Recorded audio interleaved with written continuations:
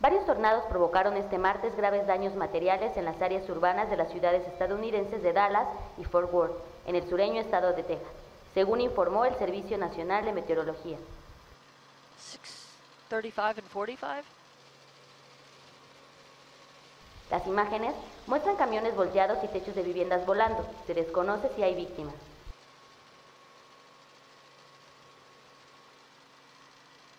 God, this is coming right into Dallas.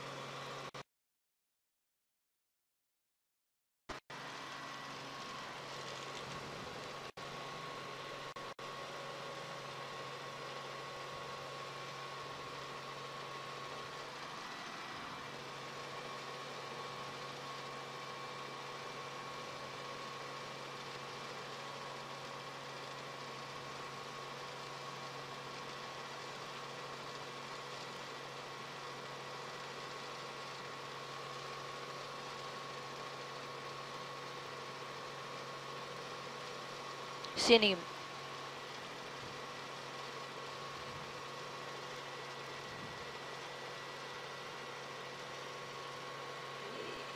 Yes, if anybody's hurt.